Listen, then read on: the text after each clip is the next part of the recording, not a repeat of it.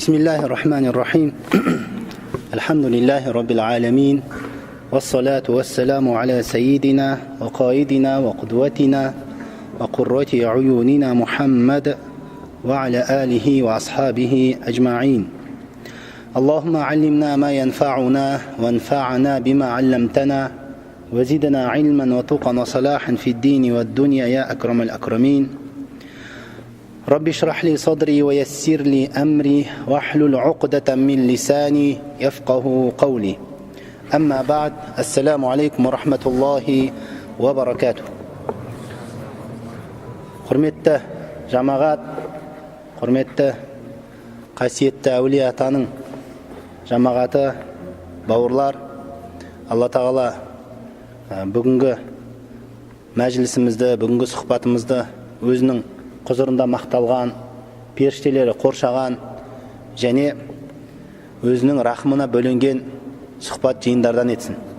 Және осындай сізбен жүздесуді, сіздермен кездесуді ұйымдастыруға мұрындық болған, бастамашы болған, осында келіп имамдармен, жамағатпен бір жүздессеңіз деп бізге ұсыныс айтқан, осының бәрін ұйымдастырып атқан осы мешіттің басшылығына, оның төрінде Данияр Харекеңе Алла разы болсын. Енді діннің әңгімесі, өздеріңіз білесіздер, өте кең. Өте кең, діннің уағызын, діннің сырларын, діннің құпиясын, діннің даналығын әңгімелей беретін болсақ, Алла тағала Құранда айтқандай, Астағиду биллахи минаш шайтанир ражим, бүкіл барлық әлемдегі теңіздердің барлығы сия болып кетсе, және талдардың барлығы қалам болатын болса, сол әлемдегі талдардың барлығы қалам болған, және бүкіл сия болған теңіздің барлығы таусылып қалар еді, бірақ Алла тағаланың сөзі таусылмас еді. Діннің сырлары, діннің құпиясы, діннің уағызы ол шексіз теңіз. Бірақ маңызды мәселелер бар. Біз әрдайым есімізге алып жүруіміз керек. Біз оны сезініп жүруіміз керек. Біз бақытты үмметпіз, бақытты халықпыз. Неге? Себебі Алла тағала бізді таңдаған, қалаған. Алла тағала Құранда айтады: «Яхди ман яша иля сиратин мустақим». Алла тағала кімді қаласа, кімді таңдаса, соны тура жолға салады дейді. Дұрыс жолға соны салады дейді. Алла тағала бізді ең соңғы пайғамбары Мұхаммад саллаллаху алейхи уассаламның үмметі болу үшін бізді таңдаған. Соның ішінде Алла тағаланың пайғамбары Мұхаммад саллаллаху алейхи уассалам алып келген Алла тағаланың кәләмі, Алла тағаланың Құраны, Алла тағаланың сөзі, Құранның үмметі болуды бізге нәсіп еткен. Сондықтан біз бақытты үмметпіз. Біз бақытты халықпыз. Бұны біз әрдайым сезініп жүруіміз керек. Алла тағала Құранда айтады: «Әл-яума әкмәлту ләкум динакум» дейді. «Әл-яума әкмәлту ләкум динакум». Бүгін сендерге діндеріңді кәміл еттім дейді. «Әл-яума әкмәлту ләкум динакум». Біздің дініміз кәміл. Біздің дінімізде ешқандай нұқсанды мәселелер жоқ. «Мә фарратна фил китаби мин шәй». Бұл Құранда біз еш нәрсені қалдырған жоқпыз дейді Алла тағала. Бәрін қарап өттік дейді. Кітапта еш нәрсені қалдырған жоқпыз. Яғни өмірдің қайсы бір аспектілеріне қажетті ережелер, қағидалар, принциптер болатын болса, осы біздің дініміз бәрін қамтыған. Мұсылманның күнделікті іс-әрекеттерінің барлығын талдап, әр қайсысына шариғаттың өзінің беретін үкімі, көзқарасы бар. Біреуін парыз дейді, біреуін уәжіп дейді, біреуін сүннет, біреуі мұстахаб, біреуі харам, біреуі макрух, біреуі мубах. Қайсымыз болса да шариғаттың осы бір үкімдеріне қатысты болады. Яғни біздің дініміз кәміл. Ва атмамту алейкум ниъмати. Және сендерге нығметімді тамамдадым дейді. Бұл дін біз үшін нығмет. Біз үшін бұл дін, ислам, ол Алла тағаланың сыйы. Сол үшін біз бақыттымыз. Алла тағала бізді таңдап осындай тамам нығметін бізге нәсіп еткен.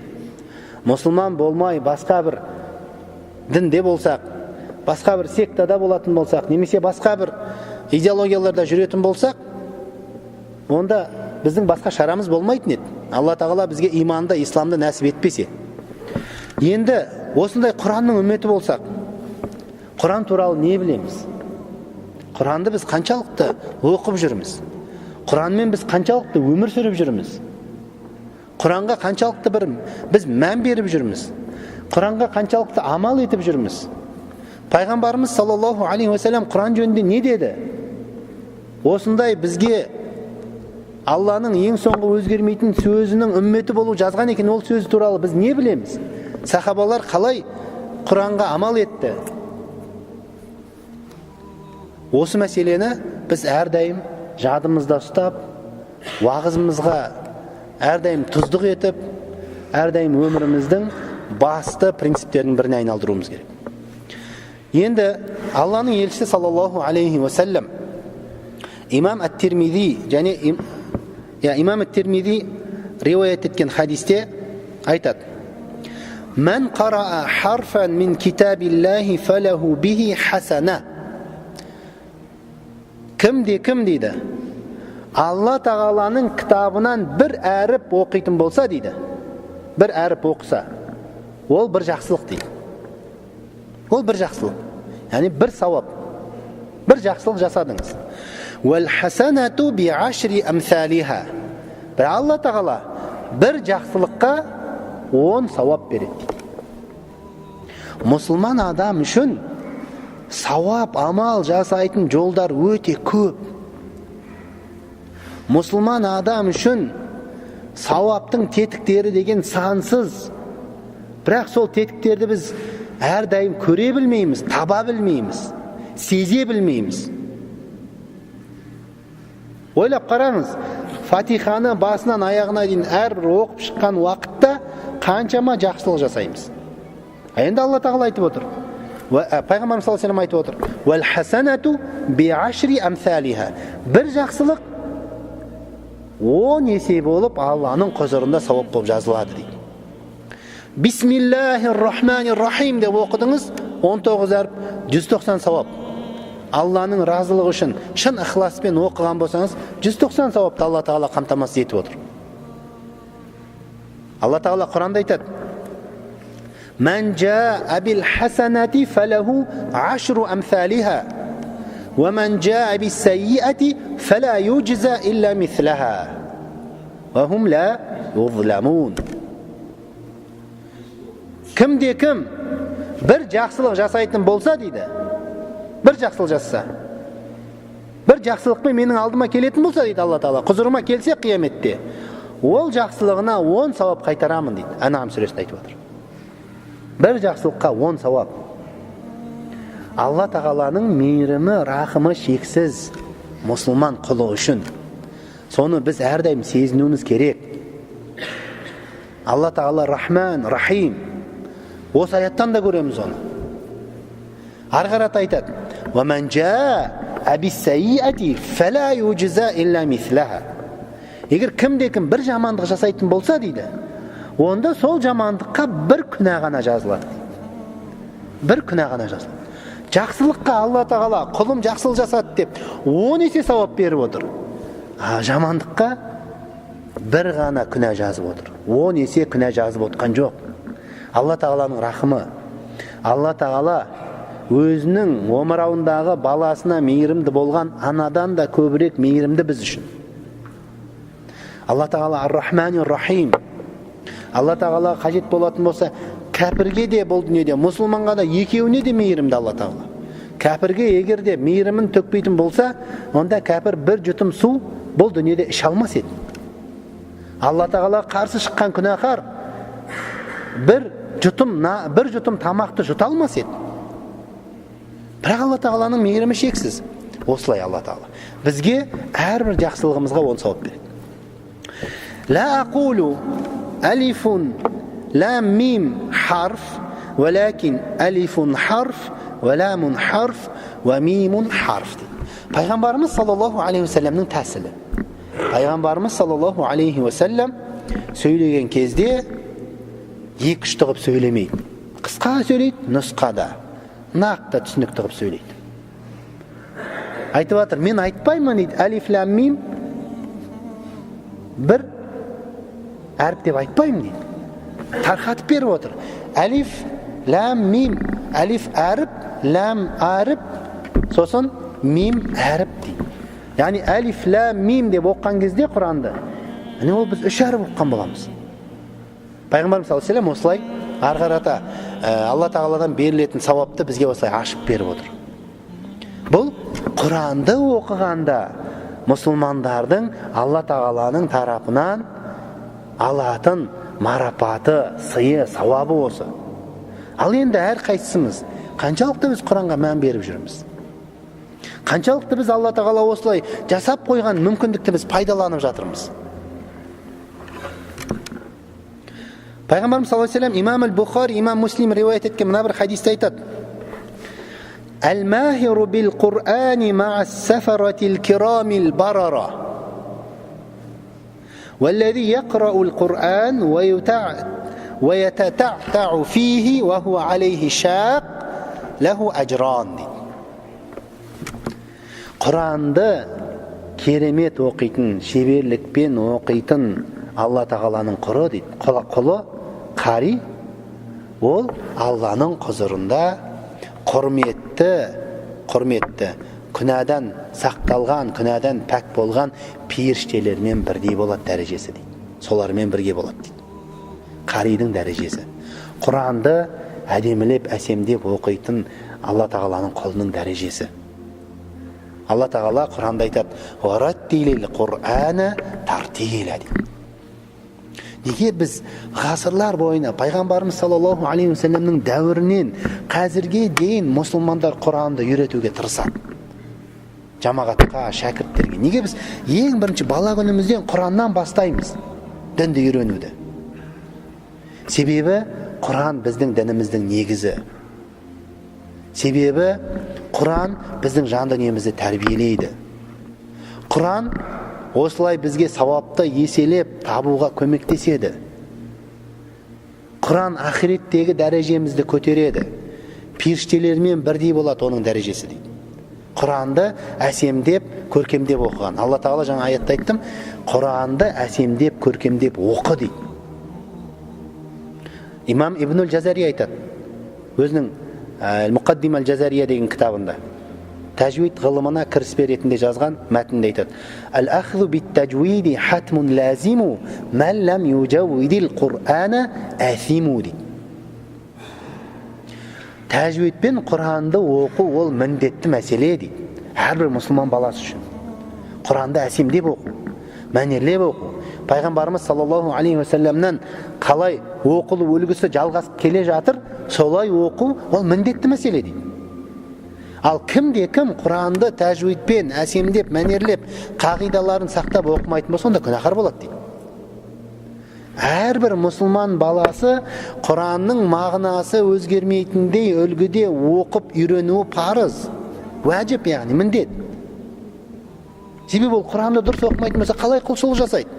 Ми'ражул муъмин, Алла тағаламен байланысатын кезеңі біздің мұсылманның ол намаз. Біз намазда басқа жаңағы өзіміздің сөзімізбен немесе басқа бір ақындардың сөзімен байланыспаймыз Алла тағаламен. Алла тағаламен Құранмен байланысамыз. Құран арқылы біздің намазымыз ми'раж болады. Демек, Құран біздің күнделікті өміріміздің мәні деп айтуға да болады. Біздің өмірге келгендегі мақсатымыз құлшылық. Алла тағала Құранда айтады: "Ва ма халақтул джинна вал инса илля лиябудун" дейді. Жындар мен адамды мен өзіме құлшылық жасау үшін жараттым дейді. Мақсатымыз біздің өмірге келгендегі Байлықты арттыру, немесе мысалы бала шағаны көбейту, немесе жаңағыдай үлкен лауазымдарда болу, немесе ішіп жеу, немесе күлкі, ойын, ләззат. Ондай емес негізгі мақсатымыз біздің. Негізгі мақсатымыз өмірге келгендегі, жаратқандағы Алла Тағала айтып отыр, құлшылық дейді. Басқа қосымша дүниенің барлығы сол біздің құлшылығымызға көмектесу керек. Байлығымыз біздің құлшылығымызға қызмет жасау керек. Біздің бала шағамыз құлшылығымызға біздің көмектесу керек. Біздің отбасымыз біздің құлшылық жасауға, дінге қызмет етуге, және мұсылмандарға қызмет етуге отбасымыз бізге көмектесу керек. Көңіліміздің тұрағы болып, ары қарата біз алаңдамай қызмет жасауымыз керек. Ойын күлкінің барлығы уақытша бізді демалдыру үшін керек. Ары қарата біз құлшылыққа, қызметке, дінге, елге, соған күшею үшін, соған бір жаңағыдай әлімізді жинау үшін ол демалыстар бізге соған көмектесу керек. Ал негізгі міндетіміз біздің құлшылық. Ал құлшылық Алланың кәләмімен болады. Айналып келгенде. Имам Аль-Қуртуби айтады. Арқата хадистің екінші шартысы. Ал Құранды дейді, ежелеп, қиналып оқитындарға дейді. Ежелеп, қиналып оқиды дейді. Оларға 2 сауап болады дейді.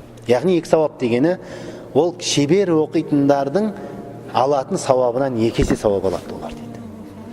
Сондықтан кімде-кім Құранды қиналып оқитын болса, Құранды ежелеп оқитын болса, кейбір әріптерге тілі келмей жататын болса, онда ол уайымдамау керек. Ол одан сайын әрекет жасау керек. Одан сайын ол тырысу керек. Одан сайын еңбектену керек. Кейбір түсінік бар, біз Құранды толық әдемілеп, тәжвидінің барлығын меңгеріп алғанша мен Құранды жаттамаймын дейді. Біреулер солай ойлайды. Құранды оған дейін оқымаймын мен. Содан кейін барып оқимын дейді. Содан кейін барып мен жаңағы Құранды жаттаймын, содан кейін барып Құранға кірісемін дейді. Субханалла.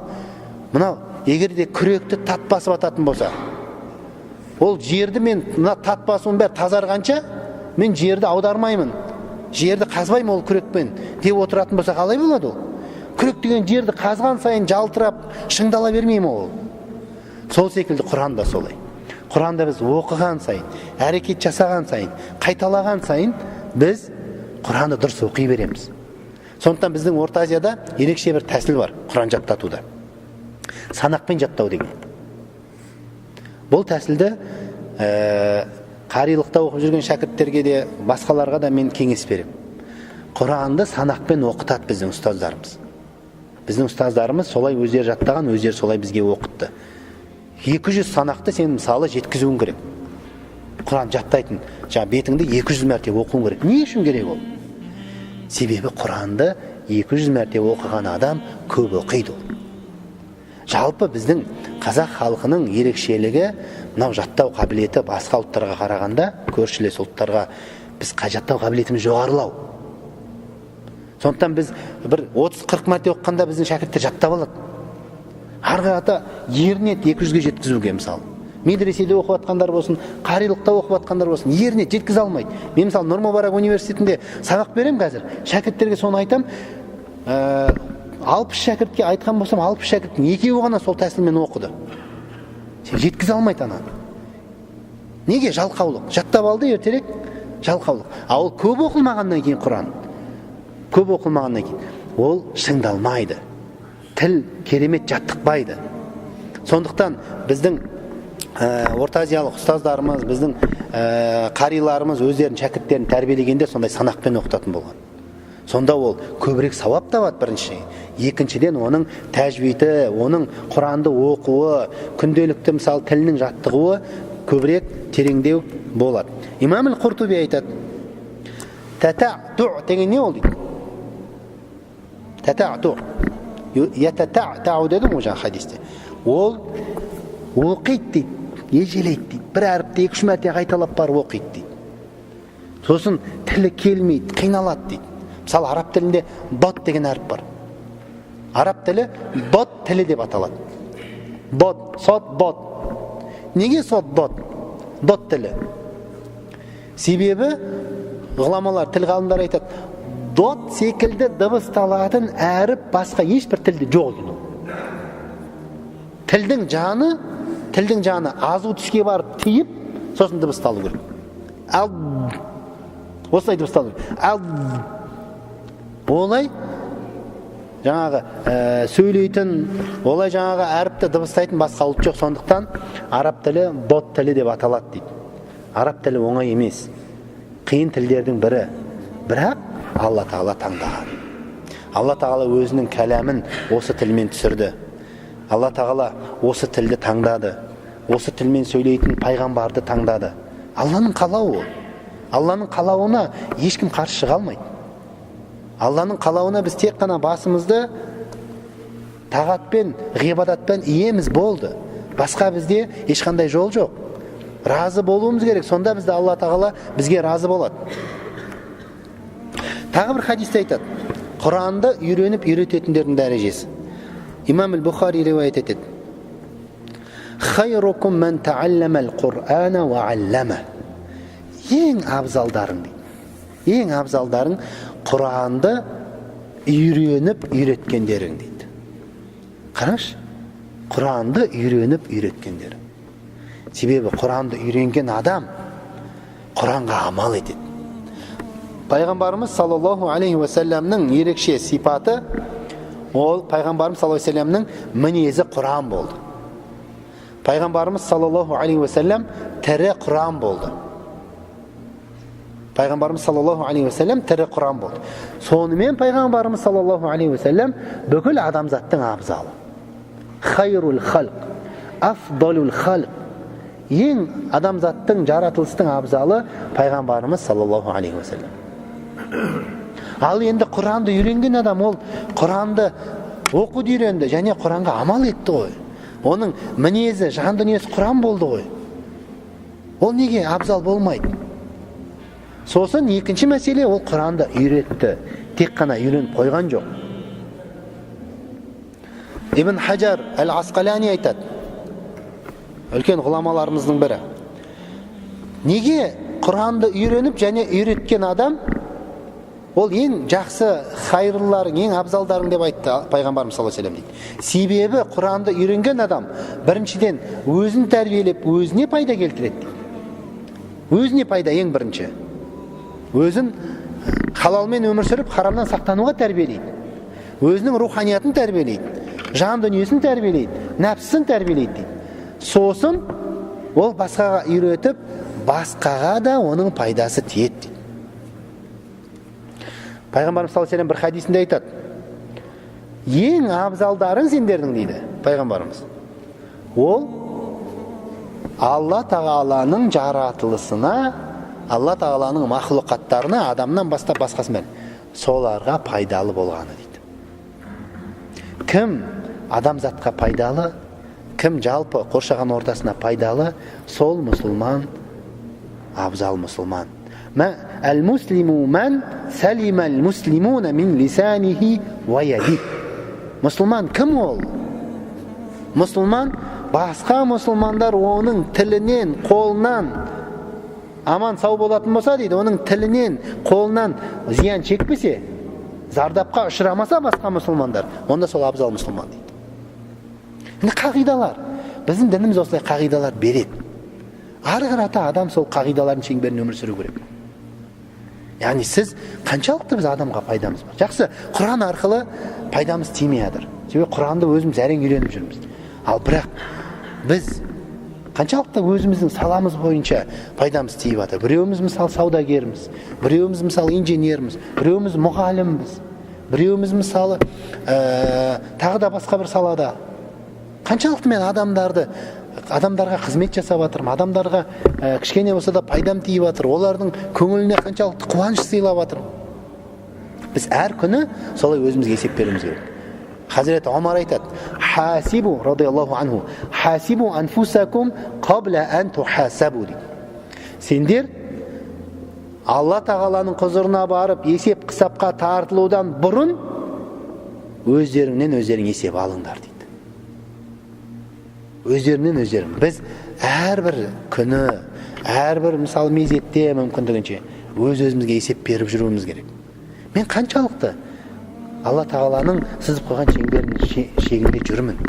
Мен қаншалықты Алла тағаланың әмірлеріне бойсынып жүрмін.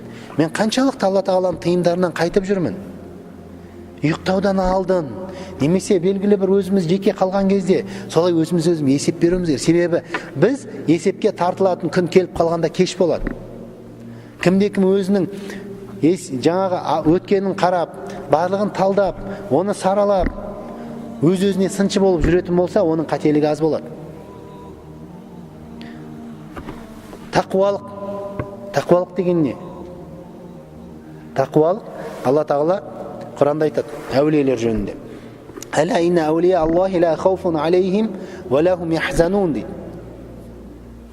Әулиелер Алла тағаланың досы болған, Алла тағалаға жақын болған құлдар, Алла тағаланың құзырында олар уайымдау, қорқу дегенді білмейді дейді. Алла тағала бізді әулиелерден етсін иншалла. Олар кімдер дейді әулиелер? Әлләзина аману ва кану яттақун. Әулиелердің екі несін айтып отыр Алла тағала. Олар иман келтіргендер дейді. Иман келтіргендер. Аллаға иман келтірді, пайғамбарларға иман келтірді, Алла тағаланың кітаптарына иман келтірді, Алла тағаланың үкімдеріне ғайыптан иман келтірді. Әлләзина юъминуна бил ғайб. Иман келтірді. Ва кану яттақун, яғни тақуа болды. Тақуалықтың екі ғана шарты бар. Бірақ ол ойламау керек жеңіл шарттар деп. Ол ауыр шарттар. Тақуалық деген Алла тағаланың әмірін орындап, тыйғаннан тыйылу, бауырлар. Кім Алла тағаланың әмірін орындап, тыйғаннан тыйылып, халалмен өмір сүріп, харамнан сақтанып жүретін болса, ол адам демек тақуа. Бірақ ол оңай нәрсе емес. Біздің әрбір қадамымызда шайтан, іблис бірге жүреді бізбен. Әрбір қадамда. Қажет болатын болса бір хадистерде келеді, ол біздің қан тамырларымыздың ішіне кіріп алып, бізді аздыруға әрекет жасайды, адастыруға әрекет жасайды. Не деді Алла тағалаға? Іблис ант етіп тұрып, ла ақуданна лахум сиратакал мустақим деді. Алла тағалаға ант етіп тұрып, серт етіп тұрып айтты, мен ол сенің құлдарыңды адастыру үшін тура жолың ортасына отырып алам деді. Жолдан қағу үшін, жолдан тайдыру үшін деді. Серт беріп тұрып айтты. Ол іблистің серті. Шайтан, іблис бізге сынақ. Бұл өмір сынақ әлемі. Бұл өмір бізге емтихан алаңы. Осы емтиханнан кім қалай өтеді? Соның ар жағында тағдыры солай шешіледі. Имам Саури, үлкен имамдардың бірі, табиғин имамдардың бірі, сұралады. Енді жихад дегенде бұл жерде жихад кифаяны айтып отыр. Жалпы әскерге баруды айтып отыр. Жаңағы жихадқа шыққан абзал ма? Фард кифая. Немесе Құран үйретіп, Құранды жаңағы таратумен, Құранды үйретумен айналысқан абзал ма деген уақытта имам Ас-Саури айтқан екен. Құранды үйреткен абзал деп. Құранды үйреніп, Құранды жеткізген абзал деп. Жихадқа шыққанда ол пайда тигізетін пайда соның шектеулі болады. Ол белгілі бір деңгейде қауіпсіздікті қамтамасыз ету үлесін қосады, жақсы. Бірақ Құранды үйреніп, Құранды үйрететін болса, онда оның пайдасы жалпы халыққа тиеді. Сіз бір шәкірт тәрбиелейтін болсаңыз, ол арғарата барып тағы 10 шәкірт тәрбиелейді. Ол арғарата тағы 10 шәкірт, әрқайсысы 10 шәкірттен тәрбиелейді. 10 жамағаттан тәрбиелейді. Яғни жақсылық жайылады. Біздің исламның мақсаты сол. Жақсылықты әлемге жаю. Сондықтан біздің дініміз әлемдік дін. Сондықтан пайғамбарымыз саллаллаху алейхи ва саллям әлемге рахмет болып келген пайғамбар. Әлемге рахмет болып келген Алла тағаланың елшісі. Алдыңғы пайғамбарлардың барлығы өздерінің қауымына ғана пайғамбар болып келген. Бірақ біздің пайғамбарымыз саллаллаху алейхи ва саллям әлемге пайғамбар болып келді. Ва ма арсалнака илля рахматан лил аламин. Ва ма арсалнака илля каффатан лин-наси баширан ва надира. Сені бүкіл адамдарға қуантушы, ескертуші етіп жібердік дейді. Пайғамбарымыз саллаллаху алейхи уассалам осылай әлемге жақсылықты жаю үшін пайғамбар болып жіберілді. А біз пайғамбарымыз саллаллаху алейхи уассаламның жолын жалғастыруымыз керек. Өкінішке орай кейде мысалы біздің бауырларымыз жақсылыққа емес жамандыққа себеп болып жатады. Ол ненің кесірі? Ол ненің салдары? Ол дінді дұрыс түсінбегендіктің салдары. Діннің мақсаттарын дұрыс түсінбегеннен кейін солай болып жатыр, өкінішке орай. Діннің бір мешітте оқитын кейбір бір намаз оқып тұратын бауырлардың арасында мысалы бір-біріне деген сыйластық жоқ, бір-біріне деген махаббат жоқ. Ненің кесірі оның барлығы? Бір қыблаға қарап намаз оқып тұрмыз. Барлығымыз бір Алла тағалаға құлшылық жасап жатырмыз. Бір мешітте тұрмыз. Неге олай? Демек ақау бар. Шариғаттың мақсаты мұсылмандардың басын біріктіру ғой. Шариғаттың мақсаты мұсылмандардың арасында бауырмалдықты тарату ғой. Пайғамбарымыз саллаллаху алейхи уассалам не дейді? Мұсылмандар бір-біріне жаны ашуда, бір-біріне дос болуда, бір-біріне қамқор болуда кәмәсәлил жасадил уахид дейді. Бір дене секілді болу керек дейді. Бір дене секілді болу керек олар дейді. Егер сол дененің идаштака удун минху иштака мааху сайрул жасади биссахри вал хумма дейді. Егер бір мүше дейді, денемізде мысалы үшін қазір тісіміз ауырып қалатын болса, түнде ұйықтай аламыз ба? Ұйықтай алмаймыз. Тіс ауырып жатыр ғой, оның маған қатысы не деп көз ұйықтамайды. Қол ауырып, тісім ауырып жатыр ғой, оның маған қатысы не деп қол жатпайды ұйықтап. Аяғымыз жатпайды. Тісімізбен бірге ұйықтай алмаймыз. Тісімізбен бірге барып дәріні қайта-қайта ішеміз. Дәріні қоямыз. Бұл мүлдем қинап баратса, түнімен мысал үшін жаңағы жұмыс жасайтын клиникаларға барып емдетеміз тісімізді, скорый шақырамыз. Сонымен бірге бүкіл денеміздің барлығы ұйықтамай бірге жүреді біздің. Ал енді қазір мұсылмандар солай болып жүрміз ба? Олай емес, өкінішке орай. Қайта кейбір мұсылмандар, мысалы өзінің бауыры мешітте бірге намаз оқып жүрген біреу аяғы сүрініп шалынып ататын болса, атап айтқанда кейде имам қателесіп ататын болса, қуанып тұрады қажет болатын болса. Сондай бауырларымыз бар, өкінішке орай. Демек, шариғаттың мақсатын дұрыс түсінбегендіктен. Дінді кейбір ағаларымыз айтып жүр, дінді ұстай алсаң қасиетің, ұстай алмасаң қасіретің деп. Дәл тауып айтылған нәрсе. Діннің құдіреті өте күшті. Дін егер де қате түсініп, дінді дұрыс түсінбей қалып, дұрыс қате ұстанатын болса, бұрыс ұстанатын болса, онда ол кәдімгі жаңағы жарылатын жарылғыштан да жаман болады, қауіпті болады. Жай ғана бір мысал айтайын. Атырауда мен қызмет жасадым, Атырауда болдым, сол жақта жағдайды білем. Бір оқиға болған Атырауда, 2012 жылы. 2012 жылы. Жалғыз бір жігіт ақидадан адасып алған. Бір жігіт. Қолында тапаншасы бар. Түгелімен жаңағы ішкі істер басқармасының ғимаратына шабуыл жасаған. Бір адам. Бір тапаншасымен. Себебі ішкі істер басқармасы оның көзінің алдында кәдімгі шайтан секілді көрінген. Себебі солай оны уағыздаушылары, оның ұстаздары, шейх сымақтары солай басына тапсаған. Ішкі істер басқармасы бар, басқа бар, бүкіл мемлекеттік құрылымдар, мешіт имамдар, бүкіл барлығы ібліс, дін бұзарлар, олар кәдімгі Алланың дұшпандары деп солай көрсетіп тастаған, өкінішке орай. Мешітте имам қанша оған уағыз айтып жатсын, қанша Құран үйретіп жатсын, солай басына тығып тастаған. Содан кейін ол не істеп отыр? Толық жаңағы жүйеге қарсы бір тапаншамен қарсы шығып отыр. Өкінішке орай. Әрине одан нәтиже шықпайды, бірақ бұның бәрі адасушылық. Егер ол дұрыс түсінетін болса, дінді дұрыс амал ететін болса, онда ол олай жасамайды. Керісінше барып ішкі істер басқармасына барып уағыз айтады ол, қажет болса. Ішкі істер басқармасындағыларды намазға шақырады ол, Алла тағалаға шақырады ол, иманға шақырады ол, оларға барып тапанша көтермейді ол. Мынандай бейбіт заманда. Алла сақтасын. Абдулла ибн Мас'уд радиаллаху анху айтады. Пайғамбарымыз саллаллаху алейхи уассаламның сахабасы. Абдулла ибн Мас'уд біздің Ханафи мазхабының түп нұсқасы. Абдулла ибн Мас'уд білесіздер ғой?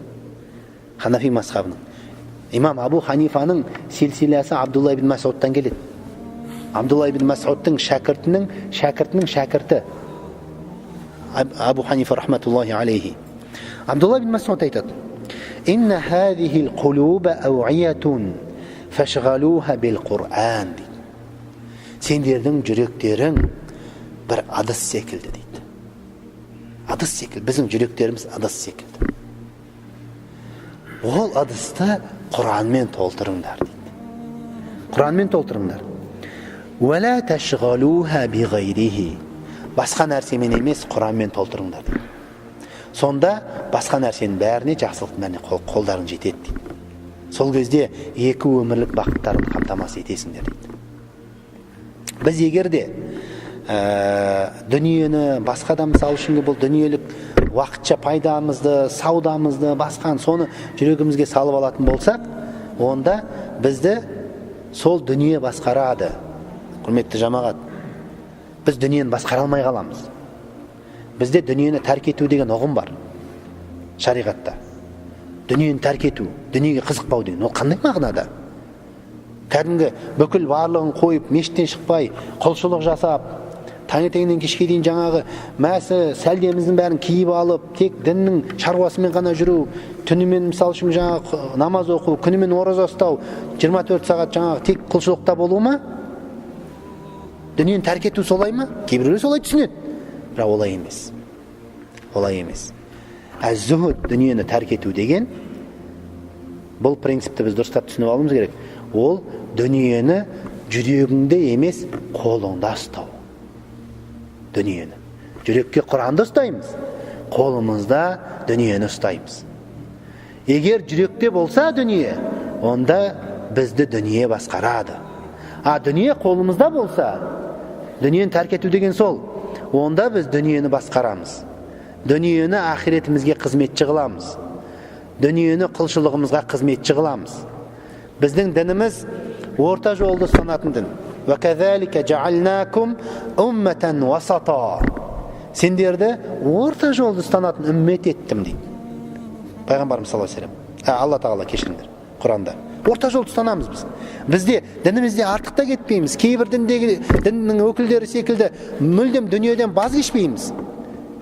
Кейбір діннің өкілдері секілді ақиретті ұмытып, бүкіл барлығын дүниелік мәселелермен байланыстырып тастамаймыз дінімізді. Артықта кем емес, орта жол ұстанамыз.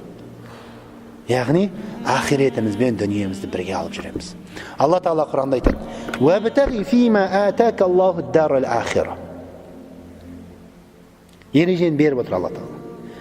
Саған Алла Тағала берген мүмкіндіктер арқылы сен ақиретке жол тарт дейді.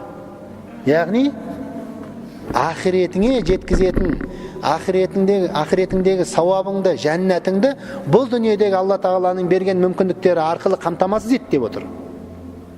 Бүкіл біз бұл дүниеге Алла Тағала берген мүмкіндіктің барлығын құлшылығымызға, ақиретімізге біз оны қызметші етуіміз керек.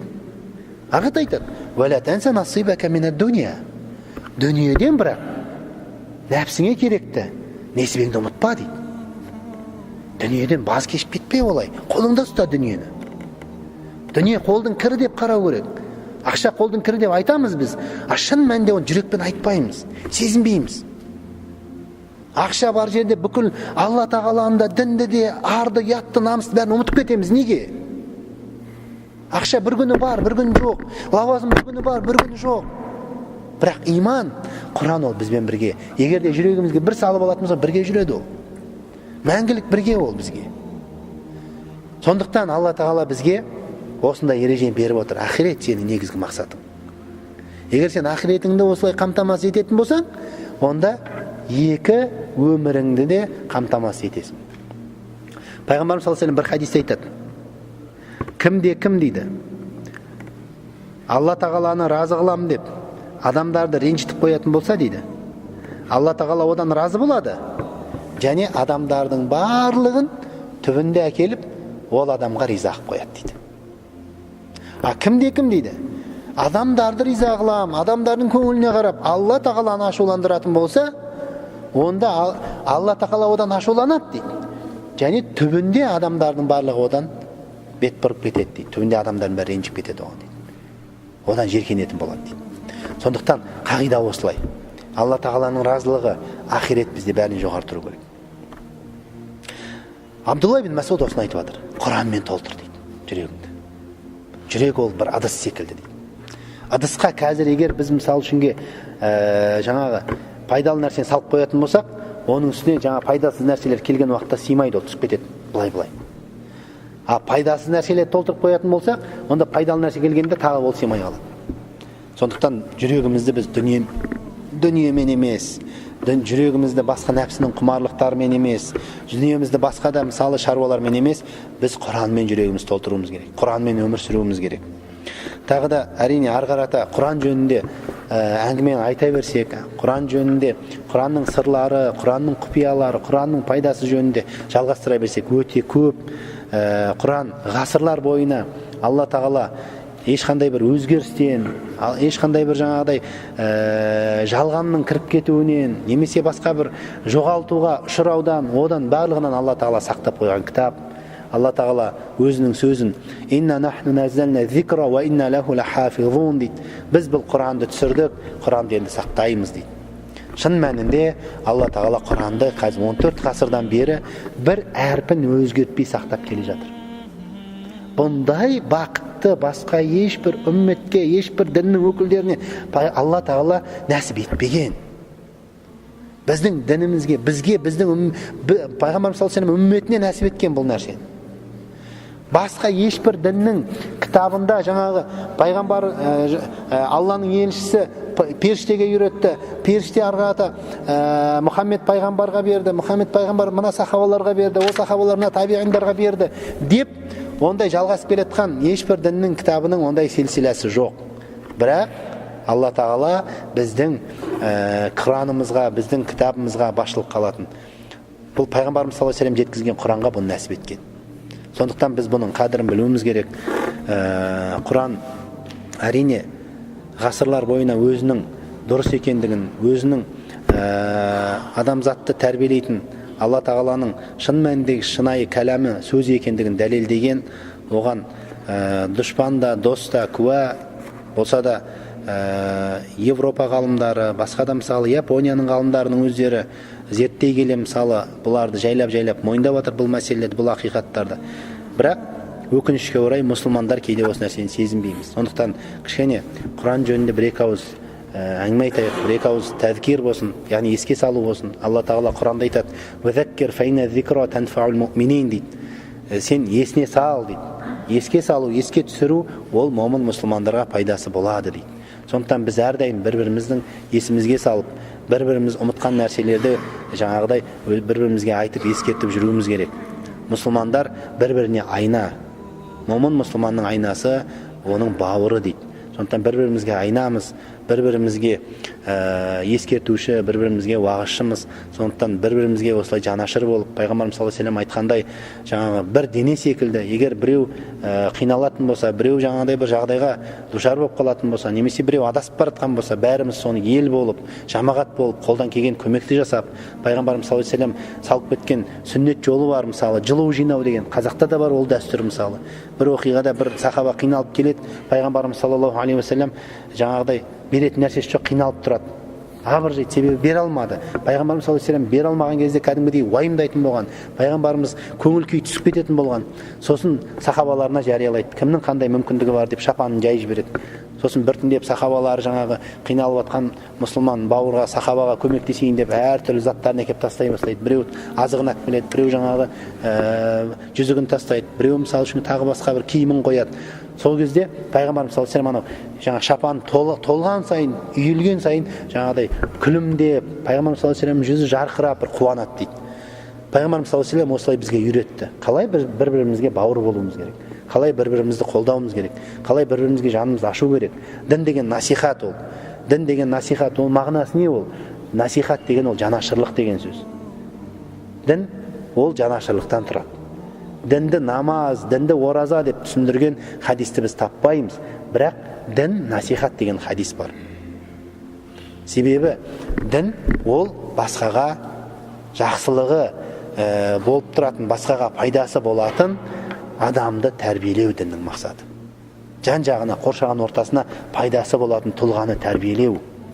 бір-бірімен кәдімгі етене бір-бірімен байланысып тұрып, бір-бірінен бауырмал, бір-бірімен сыйласып отыратын, бір-біріне зиян тимейтін қоғамды тәрбиелеп шығару біздің пайғамбарымыз саллаллаху алейхи уассаламның мақсаты сол болды.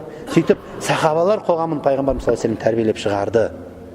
Сахабалар қоғамындай қоғам әлемде болған жоқ, болмайды да ондай қоғам. Сондай ерекше қоғам тәрбиелеп шығарды. Ешбір адам қараусыз қалмайтын, ешбір адам қамқорлықсыз қалмайтын, ешбір адам елеусіз қалмайтын сондай қоғамды пайғамбарымыз саллаллаху алейхи уассалам тәрбиеледі. Біз барынша сондай сахабалардың қоғамы секілді өмір сүруге тырысуымыз керек.